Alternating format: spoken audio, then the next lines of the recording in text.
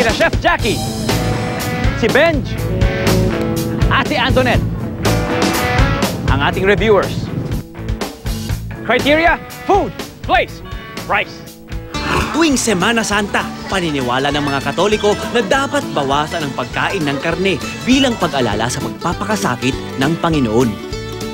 Kaya naman sa mga panahong ganito, isa sa the best na alternatibong pagkain ang seafood. Kaya naman ngayong gabi, ito ang ihahain namin sa inyo.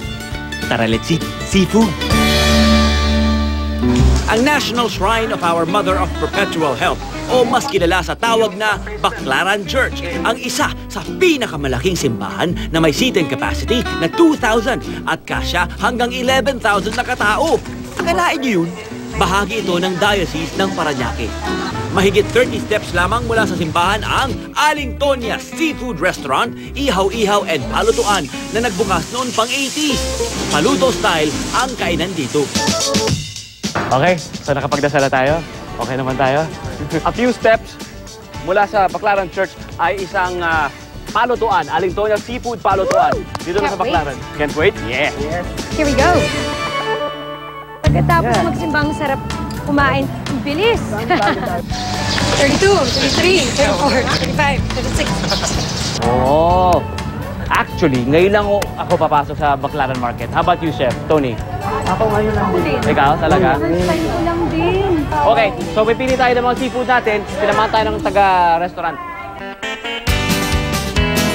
Alright, so tell Elsie what you want to cook. Anong gusto nyo kaining seafood? Go for it.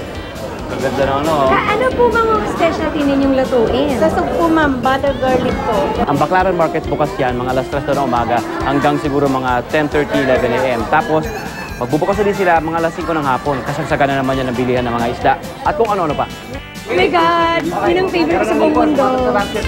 Adobong pusit. May pusit po kayo! Masasabi mo sariwa ang isda or seafood kapag ito ay amoy dagat. Ah! Tapos to, fried calamari. Ate, bigyan mo kami ng malaking discount ah. Tama yan, Benji. Tawad lang ng tawad para mas marami tayong makain. Hindi siya fishy. Sariwa nga. Yung mga seafood nila galing daw sa Cavite, iba't ibang lugar. Sa Naik, sa Salinas, at kung saan-saan pa.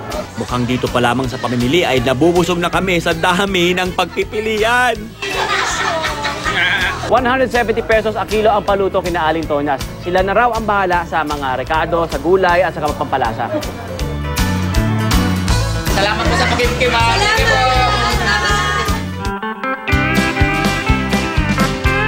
Alimango para sa bayan! Paborito ko to. Kaya lang sa States ang mahal-mahal. Dito, affordable.